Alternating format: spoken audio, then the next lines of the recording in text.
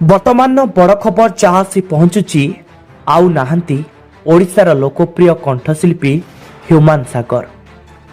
ବଲିଉଡ୍ ଜଗତକୁ ଶକ୍ତ ଝଟକା। ଆଖି ବୁଜିଲେ ଲୋକପ୍ରିୟ କଣ୍ଠଶିଳ୍ପୀ ହ୍ୟୁମାନ ସାଗର।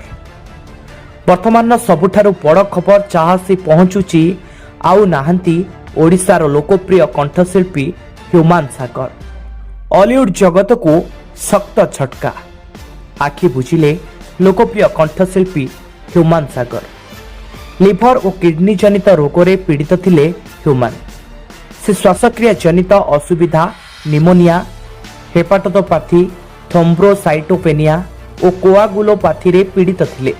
ତାଙ୍କୁ ଭେଣ୍ଟିଲେଟର ସହାୟତାରେ ରଖାଯାଇଥିଲା। ଡାକ୍ତରଙ୍କ ଶତ ଚେଷ୍ଟା ପରେ ବି ହ୍ୟୁମାନଙ୍କର ଦେହାନ୍ତ ହୋଇଛି। ଓଡ଼ିଶାର ସୁନାମଧନ୍ୟ ତଥା ଲୋକପ୍ରିୟ କଣ୍ଠଶିଳ୍ପୀ ହ୍ୟୁମାନ ସାଗରଙ୍କ ପରଲୋକ। ଭୁବନେଶ୍ୱର ଏମ୍ସରେ ତାଙ୍କ ଚିକିତ୍ସାଧୀନ ଅବସ୍ଥାରେ ଦେହାନ୍ତ ହୋଇଛି। କିଛି ଦିନ ହେବ ତାଙ୍କ ସ୍ୱାସ୍ଥ୍ୟାବସ୍ଥା ସଙ୍କଟାପନ୍ନ ରହିଥିଲା।